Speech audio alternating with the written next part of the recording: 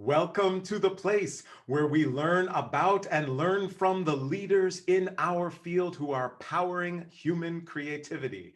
I am Aaron Dworkin, and this is Arts Engines.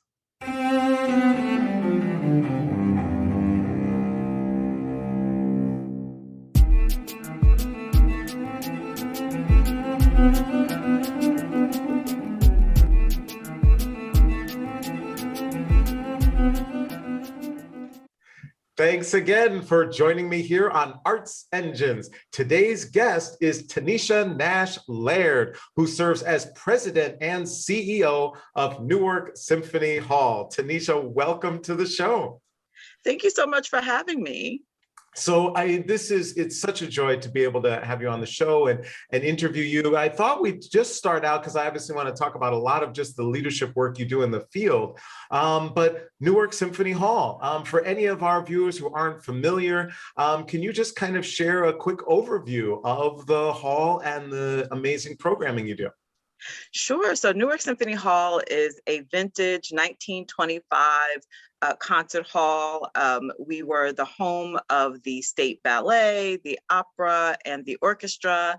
And I'm sort of positioning us now as an almost 96-year-old startup. For the past couple of decades, we've mostly been used as a general purpose community center type rental house, despite being a block deep and several stories high. Our main concert hall was originally built with 3,500 seats. So the programming that we have now, we have some community programming, a youth performing arts academy. We do soul line dancing, but like everybody else during this times, we have pivoted to online programming.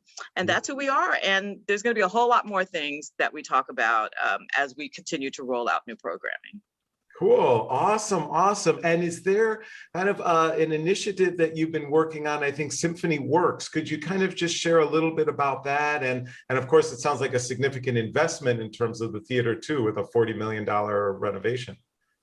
Yeah, well, that number now is 50 because we did a systems replacement plan and really updated the preservation plan that was finalized about 5 years ago. But yes, Symphony Works is the term that I'm giving for that process of revitalizing Symphony Hall and the Lincoln Park neighborhood. It's very much inspired by the WPA and the way we were emerging out of the Great Depression.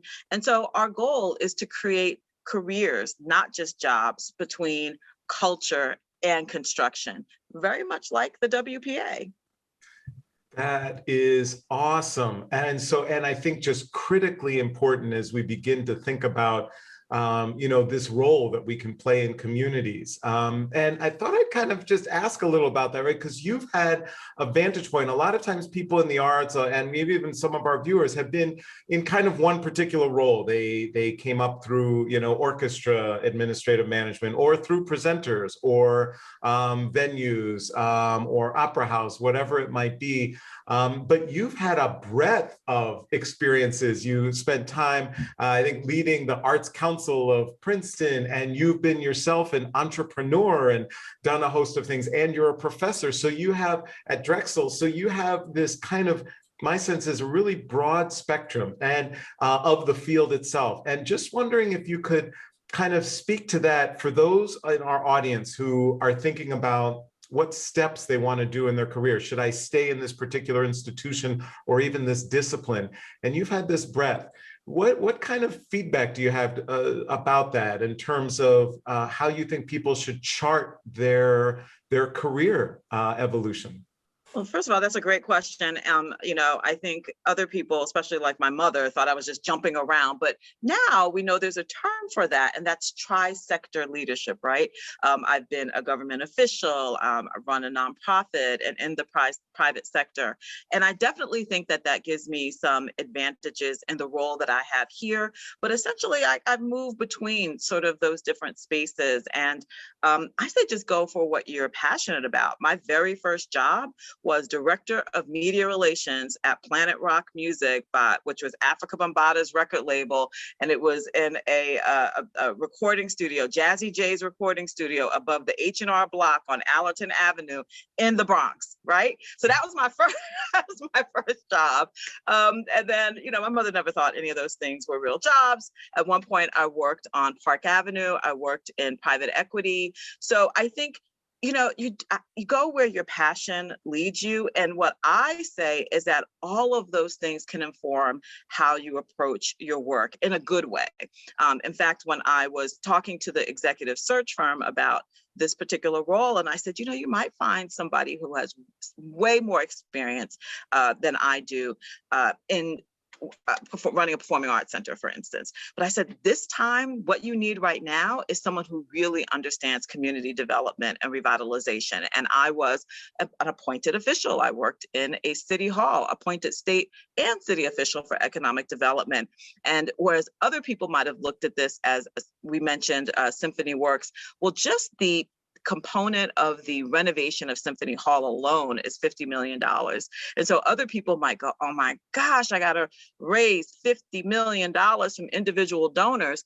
But really, no, you don't. There are economic development incentives that are set up specifically for communities like Newark that will reduce the amount of philanthropy. I won't say eliminate, but reduce the amount of philanthropy that you have to raise. So my advice is just to go with what you love. What I teach at Drexel University, I'm an adjunct, and I teach in a required course, though, in their arts and entertainment management bachelor's program. And I specifically teach strategic management, which is around business development. And we do it for whether or not, if you're a student that wants to go into the nonprofit, we cater to that. And if you are a student that wants to go into for-profit, we cater to that. But the fact that that program, which I think is a great program, has both tracks in that same program means that students that are coming through that program and hopefully coming through my class feel comfortable moving between sectors. So thanks for the question. Definitely. Awesome. And, you know, and so many things I think are so prominent. And I think you're so right. A lot of times leaders in the nonprofit arts sector, they look at whatever project, initiative, campaign, et cetera, and they're like, oh my gosh, I've got to raise this from corporations, foundations, and mostly individuals, right? Right. And leave out the fact that there really are a host of other potential options and public sector support that might be available and sometimes is overlooked. So I think a really key point. So switching gears a little bit, DE&I, diversity, it's become a big thing this past year. All of a sudden, people are into diversity, it seems.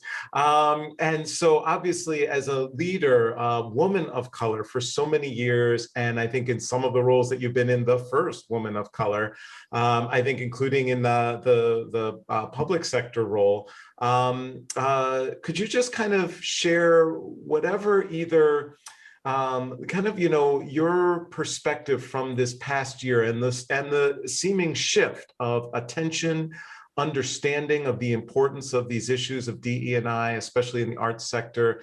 What do you think kind of is either the biggest evolution we've experienced in the past year, or what do you think people, any of on our audience who are leading their own institutions, need to be thinking about related to DE&I? Well, the great thing is that people are there's a reckoning, right? You know, some media is calling it sort of a racial reckoning.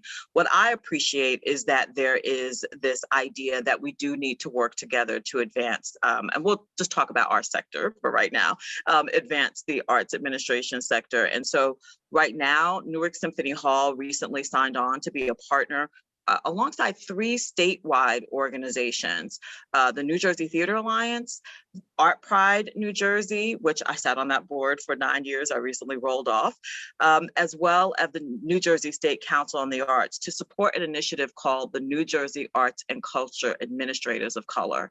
And really, it's about lifting up and supporting people in the sector who want to go this path, right? What I say to the people that are in the program, most of them are significantly younger than I am, is I say, you know, hopefully I'll allow you to skip steps.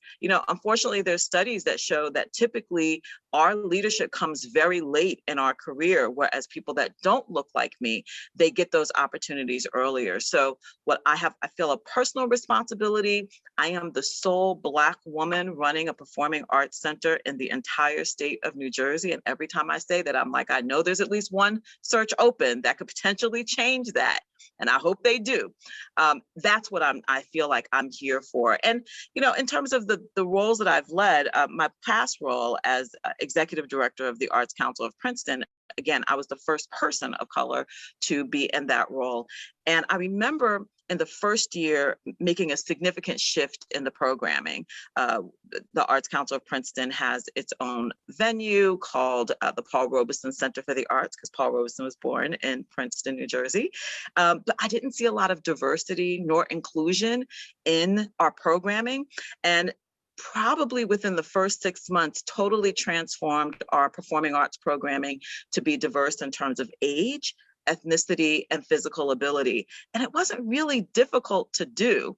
I say that, you just kind of have to look at a framework that is pretty basic. The first is, what's your mission? The next is your values. And the final part is just model humanity. And I think if we approach it that way, it's not very complicated. Totally.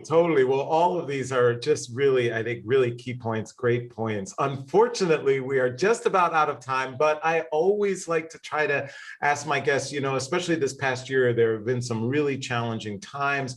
We all go through some significant obstacles that we face in life. And so just wondering for you, in some of those most difficult of times, what do you draw upon for strength, for inspiration, for courage when it seems like, the days are just too tough to potentially try to overcome? What helps give you strength? I think leaning into humanity, what gave us strength at Newark Symphony Hall was locking arms as an organization with the community. We created something called Embrace Newark because in the past year, 2 of our staff members lost 6 family members between them at the top of the pandemic. So that's what gives me strength, just my fellow man, and wanting to support each other and feeling love. Wow. Taneshia Nash Laird, you truly are one of the arts engines who is powering human creativity in our world. Thank you so much for joining us on the show. Thank you so much for having me.